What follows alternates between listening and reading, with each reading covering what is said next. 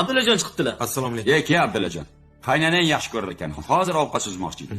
Abdullajon zarur ish bilan chiqdi. Xo'sh. Xullas, uyni sotmoqchi. Iye.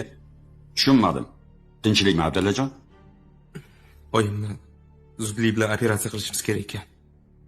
Shuning uchun uyni sotishga majburman. Uyingni sotsang birinchi qo'shningga ayt degan gap bor. Bo'ldi qo'shni. O'zimiz olamiz. Voy, uy biz tashlab ikki qavatli quramiz, a? Ha, xudo xohlasa. Abdullajon qancha so'rayapsan? Bugun maklerlar kelib baholab ketishdi. 80 mingga ketadi deyishdi. Lekin hozir operatsiyaga o'tishni juda ham zarur. Qo'shni, 30 ming bo'lsa hozir sanayman, dada.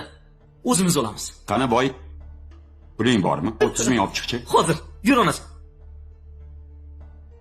Mana qo'shni, xohlasangiz sanab oling. Lekin ertaga albatta notarga borishimiz kerak. Abdulla. Pulni ol.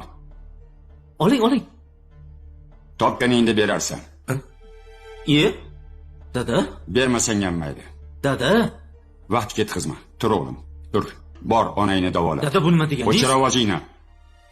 Tur Abdulla. Rahmat, bahodir aka. Bizni qarz so'ramagan odamim qolmagandi.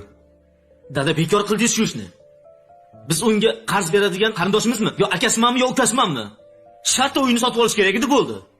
Qo'shnilaringiz sizga jam mehribon bo'lib ketasiz-da, dada. O'chir ovozingni. Boyvachcha, onang olamdan o'tganda birinchi bo'lib bel bog'lab yonimda turgan yigit shu edi. Xotiningni dardi tutganda sen safarda eding. Boring kasal bo'lganda, kasalxonaga mana shu qo'shni olib bordi. Ha kelin, sizga bu kichkinalik qilib qoldimi? Kammi? Sig'mayaptimi? Birovning kulfatidan manfaat topmoqchimisan? Jon qo'shning o'lim bilan olishib yotdi. Biror marta bir kosa ovqat olib chiqdilaringmi? Hol so'rab chiqdingmi? Eskilar bekorga aytmagan. Qo'shning yaxshi bo'lsa, uni menga sot deyishdi. Nima? Otni o'limi, itni bayramimi? Men senga shunaqa tarbiya berganman. Ahmoq!